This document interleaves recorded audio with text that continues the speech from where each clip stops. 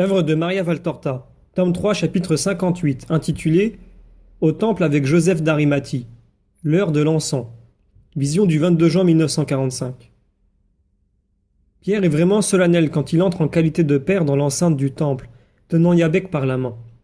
Il paraît même plus grand, tant il se tient droit en marchant. Derrière, en groupe, viennent tous les autres. Jésus est le dernier, occupé à mener une discussion serrée avec Jean d'Andorre, qui paraît avoir honte d'entrer au temple. Pierre demande à son petit protégé « Tu n'y es jamais venu ?»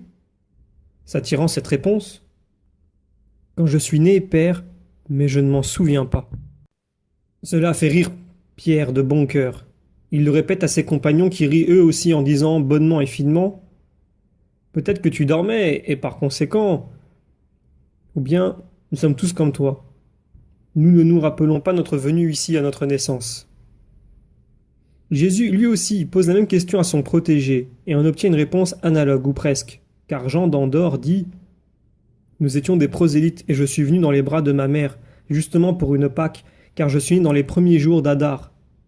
Ma mère, qui était de Judée, s'est mise en voyage dès qu'elle l'a pu, pour offrir à temps son garçon au Seigneur. Peut-être trop vite, car elle est tombée malade et s'en en est pas remise. J'avais moins de 2 ans quand je suis devenu orphelin de mère. Ce fut le premier malheur de ma vie, mais j'étais son premier-né, si bien que je suis resté fils unique à cause de sa maladie. Elle était fière de mourir pour avoir obéi à la loi. Mon père me disait « Elle est morte heureuse de t'avoir offert au temple. » Pauvre mère, qu'as-tu offert? Un futur assassin. Jean, ne dis pas cela. À cette époque, tu étais Félix, maintenant tu es Jean. Garde toujours à l'esprit la grande grâce que Dieu t'a faite. Toujours. Mais laisse de côté la dégradation de ce que tu as été. N'es-tu plus revenu au temple? Oh si, à 12 ans, et depuis toujours, tant que j'ai pu le faire. Après, quand cela m'aurait été possible, je ne l'ai plus fait, car je t'ai dit quel culte je suivais. Un seul, la haine. Et même à cause de cela, je n'ose pénétrer ici. Je me sens étranger dans la maison du Père. Je l'ai abandonné trop longtemps. Tu y reviens pris par la main, par moi qui suis le Fils du Père. Si je te conduis devant l'autel, c'est parce que je sais que tout est pardonné. Jean d'Andorre sanglote douloureusement et dit « Merci mon Dieu. » Oui, remercie le Très-Haut. Tu vois que ta mère, en vraie juive, avait l'esprit prophétique. Tu es le garçon consacré au Seigneur et qu'on ne rachète plus. Tu es à moi. Tu es à Dieu comme disciple et donc comme futur prêtre de ton Seigneur, dans la nouvelle ère et la nouvelle religion qui tirera son nom de moi. Je t'absous de tout, Jean. Avance avec sérénité vers le Saint. En vérité, je t'assure que, parmi ceux qui habitent cette enceinte, beaucoup sont bien plus coupables et plus indignes que toi de s'approcher de l'autel. Pendant ce temps, Pierre s'ingénie à expliquer à l'enfant ce qui est le plus remarquable dans le temple. Mais il appelle à son secours les apôtres plus cultivés, notamment Barthélemy et Simon, parce qu'ils se trouvent à l'aise avec ces hommes plus âgés en qualité de pères. Ils se tiennent près du trésor pour faire leur offrande, quand Joseph d'Arimathie les hèle. « Vous êtes ici? Depuis quand ?» dit-il après les échanges de salutations. « Depuis hier soir. »« Et le maître? »« Il est là-bas avec un nouveau disciple, il va venir. » Joseph regarde l'enfant et demande à Pierre « C'est ton petit-fils ?»« Non, oui, bref, pas du tout par le sang, beaucoup par la foi, totalement par l'amour. »« Je ne te comprends pas. »« C'est un petit orphelin, donc pas de lien de sang. Un disciple, donc beaucoup par la foi, et un fils, donc totalement par l'amour. Le maître l'a recueilli, et moi je le caresse. Il doit devenir majeur ces jours-ci. »« Déjà 12 ans? Si petit? » ?»« Eh, mais le maître te le dira, Joseph. Tu es bon, un des rares qui soit bon ici. Dis-moi, tu pourrais m'aider dans cette affaire? Tu sais, je le présente comme s'il était mon fils, mais je suis galiléen et je suis un mauvais...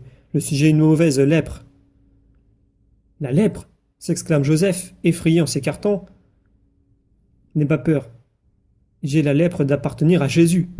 La plus odieuse pour ceux du temple, à part quelques exceptions. »« Non, ne dis pas cela. C'est la vérité et il faut la dire. Aussi je crains qu'il ne se montre cruel envers les petits à cause de Jésus et de moi.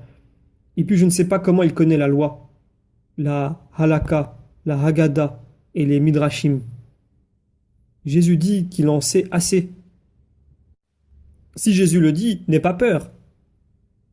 Mais pour me faire de la peine, cela... Tu l'aimes bien ce petit, tu le gardes toujours avec toi?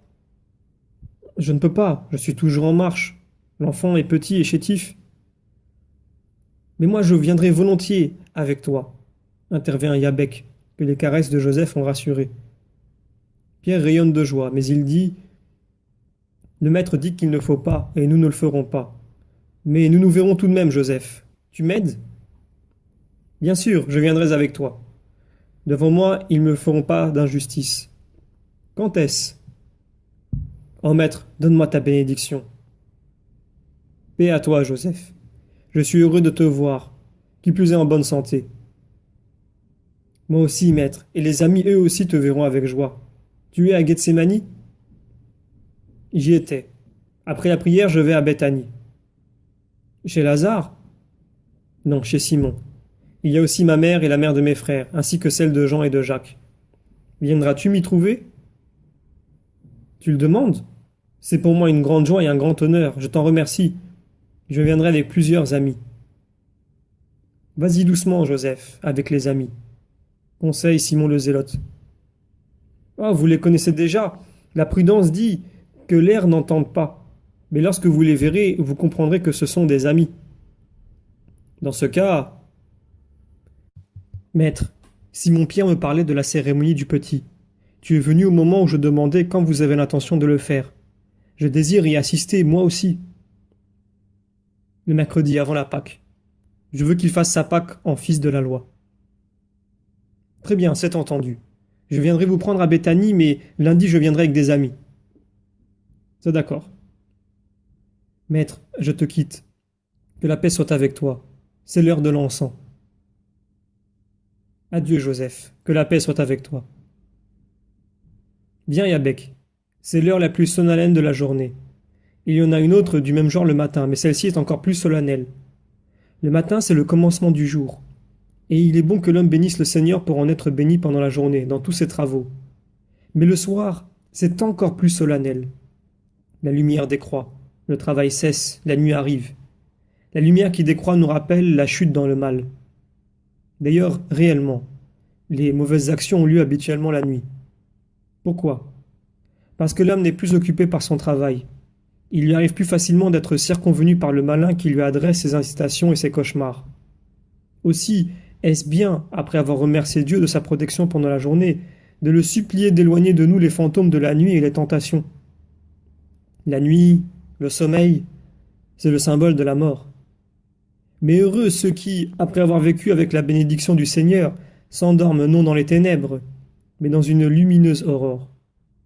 Le prêtre qui offre l'encens le fait au nom de nous tous.